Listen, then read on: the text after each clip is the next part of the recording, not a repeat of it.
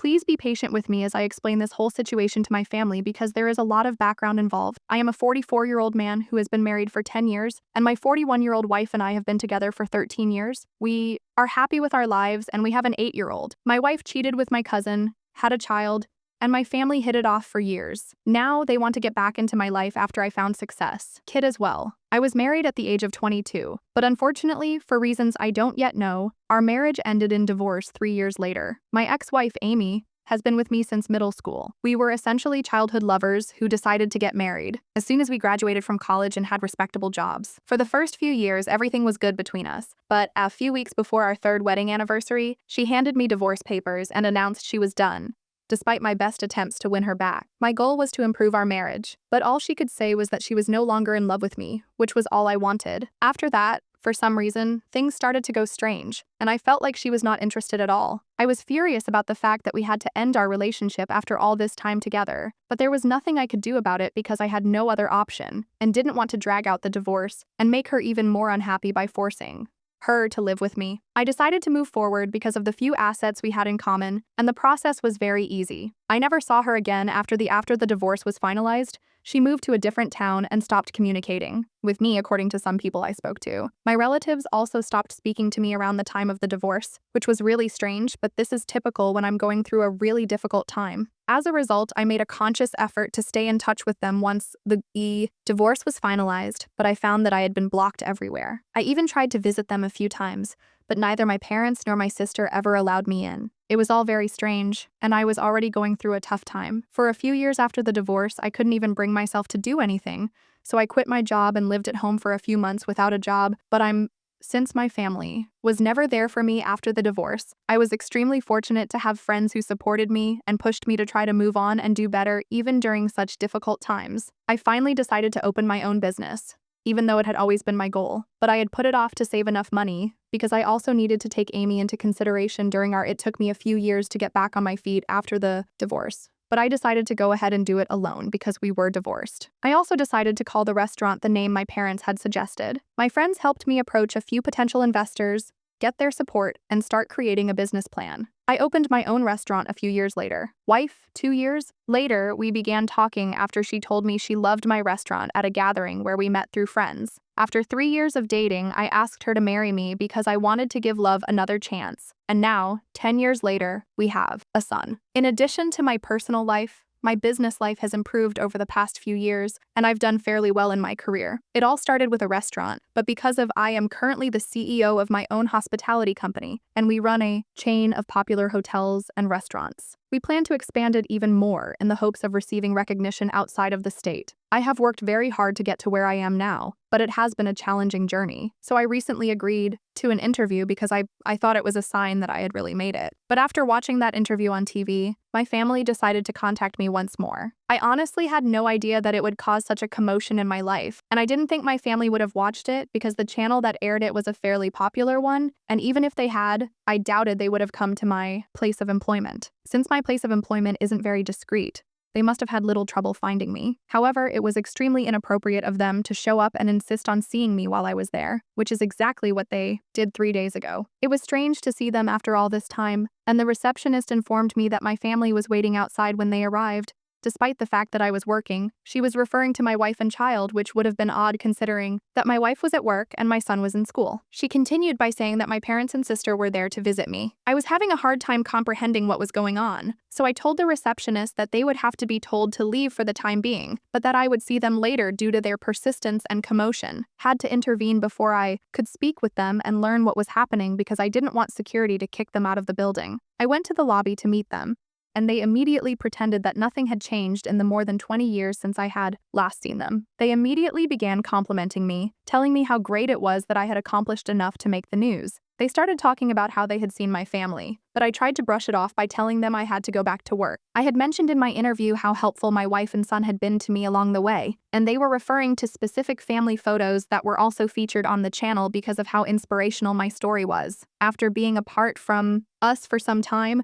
they expressed a desire to meet my wife and their grandson as soon as possible. They said that I should have done more to contact them following the divorce and reprimanded me for not making an effort. It occurred to me that I might finally be able to learn what had happened at that point. So instead of telling them to go, I decided to let them speak and I even sat down with them in the lobby to get some closure. And during their talk, I discovered the real reason why my family had abandoned me and why Amy had decided to get a divorce. Yes, Amy had been cheating on me, as you may have guessed by now, but my parents had been helping her conceal it the entire time, so I had never suspected it. They said they had their reasons, or at least the ones they thought were legitimate, so don't judge too quickly. Amy had reportedly been having an affair with my cousin, who was the son of my dad's older brother. When they finally told me, I understood why they had stood by her, why I hadn't been invited to any family events for the past 20 years, and why I had been turned down without my fault. I had never liked my cousin. Let's call him Carl, because my Uncle Carl's father was my dad's supervisor and had started the family business before my dad joined it. He was a rude, entitled brat. Unfortunately, his father and the rest of the family felt that he should be given a free pass for everything because his mother had died when he was only 6 months old. Throughout his life, no one ever told him how to behave, and he consistently got away with anything. Wasn't helpful either. After Carl decided he wanted to be with Amy after we were married and she agreed, my family felt obligated to help them because they couldn't risk upsetting my uncle. However, it seemed simple for them to decide to risk their friendship with me, and they did just that. They also told me that my uncle made it clear during the divorce that he didn't want any family members, including me. In addition, when Amy filed for divorce, I was never told that she was expecting a child. I couldn't have predicted it because she hadn't been displaying it at the time. When Amy said she was expecting my child, her parents and sister tried to object, saying they would have to cut me off if they ever wanted to communicate with their grandson. My daughter, who is now almost 20 years old, seems to think Carl is her biological father, even though she has never met me. In any case, when my parents told me this about what happened all those years ago, it felt like they were telling me a story and I was barely able to understand. She had moved out long before the divorce was finalized, so she hadn't been living with me. So even before my son was born, I wasn't aware that I had become a father. I had to pinch myself at the time to accept that this was my reality. My family believed that by securing their job and developing a relationship with their granddaughter, they had effectively cut me off. In my view, they were cowards because they could have just told me the truth and let me handle it. But instead, they chose to be afraid of my dad's brother.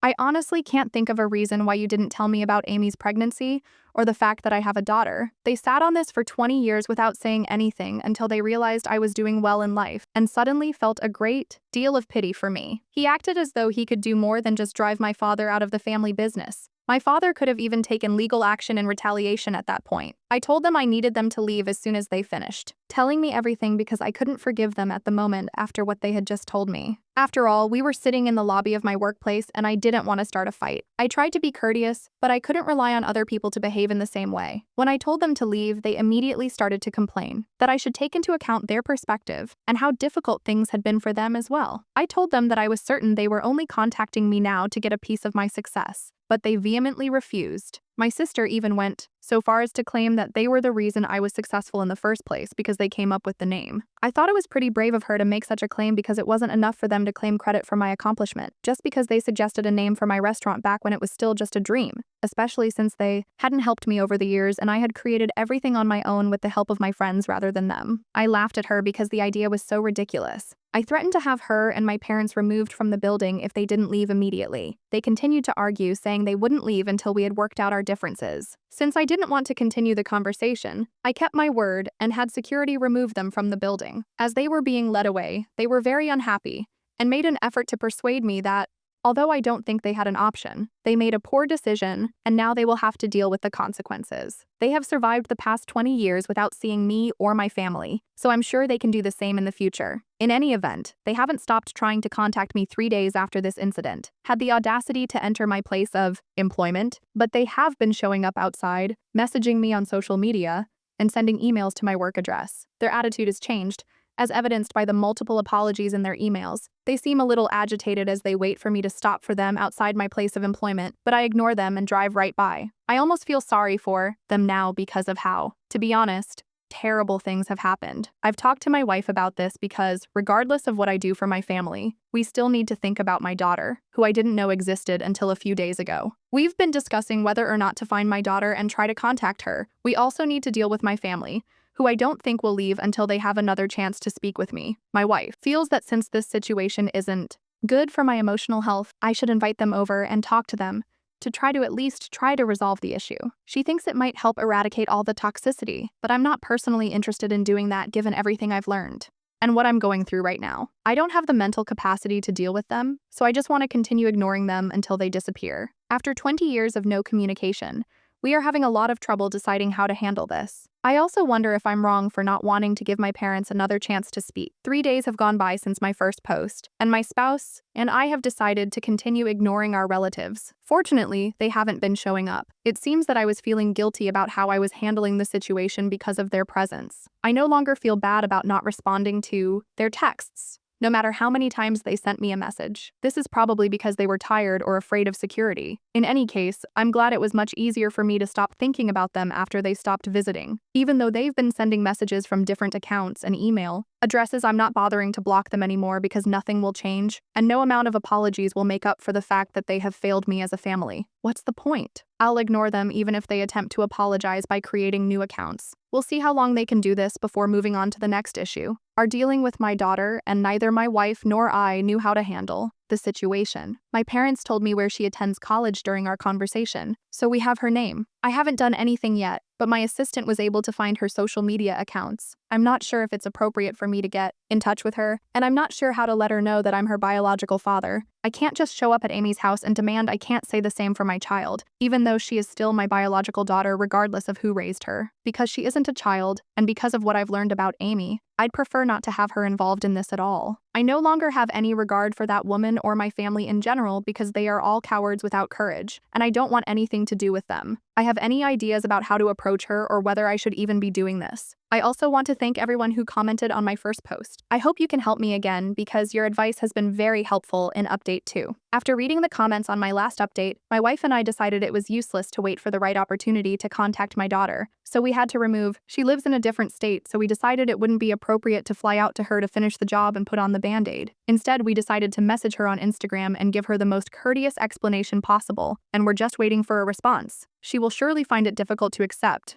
just as it is for me that my wife has been so. My parents haven't been to my workplace in a while, and yesterday they sent me a long email in which they expressed their understanding of my attempts to get back in touch with my long-lost child from my previous marriage. We're doing everything we can, but I'm sure it's bringing up a lot of complex feelings for all of us. I would love to build a relationship with my daughter, so I sincerely hope she responds. I'm a little relieved that they finally realized that I don't want to talk to them right now because the last thing I need is for them to add more drama to my already full plate. They also expressed their sincere regret for everything and their desire to repair our friendship, saying they only needed one chance and that they would wait for me to contact them before getting in touch with me again. The situation has only gotten worse now that I know the real reason they haven't spoken to me in years, and I don't think the feeling of betrayal and hurt will go away anytime soon. If they follow through on their promise and don't contact me again, I will speak with them directly if I feel ready or want to at any time. Although at this point, it doesn't seem likely that this will happen anytime soon. Positive result from this. I've learned more about my daughter, and I'm hoping that she will decide to give our relationship another chance even if she doesn't want to talk to us. I haven't told my child about her yet because I don't want to set up unrealistic expectations, but if everything goes well,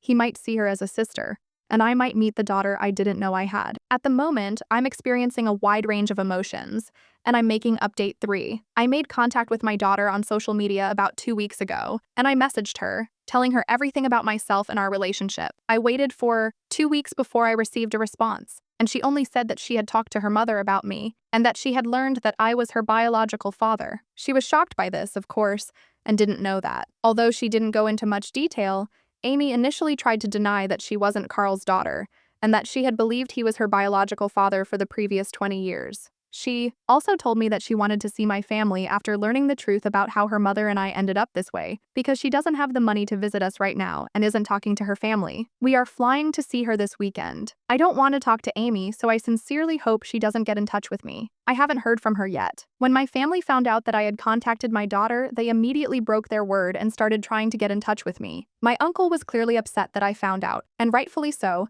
as they had worked for 20. My dad still fears his older brother, even though he no longer works for him and runs his own business. He has been begging me to explain that neither Carl nor my uncle was involved in my discovery, but I didn't understand the purpose. They are the only ones who could have made it happen. Years have been spent making sure I never found out so that their lives wouldn't be disturbed. I've learned that my uncle is blaming my parents. The majority of my family has never been close to me and hasn't bothered to talk to me in years. It's funny how desperate they are right now to maintain their friendship with my uncle, but to be honest, I don't give a damn, because I lost out on 20 years of a relationship with my daughter because of them. I still doubt that anyone would believe me even if I did. This is the least I can do. Update 4. Despite having grown up with two of the worst people I've ever met, I seem to be a decent and caring person. She is a very mature and clever young woman, whether it is because of her natural disposition or because they raised her well. I finally got to meet my kid today with my family. It was awkward at first, then moved, but overall it was just lovely. Talked to me about Amy and Carl's situation, and she told me that she didn't care that they didn't approve of her meeting us or what her parents thought, because now that she knows the truth, she doesn't plan to completely cut Amy and Carl out of her life because they only have her. However, she will definitely cut them out of her life for a while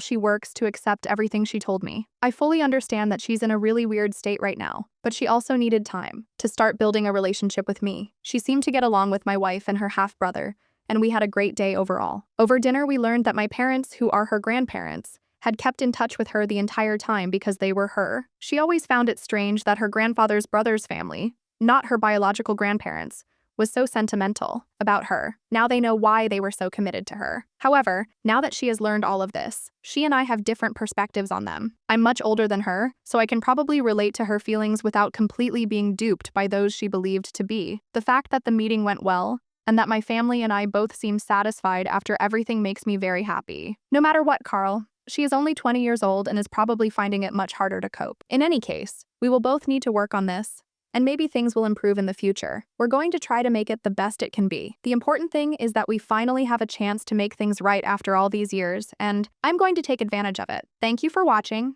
and if you haven't subscribed yet, please do so, and hit the notification bell to stay up to date on more shocking real-life stories happening around you. Amy or my family has done this, and I'm also fairly content with the situation,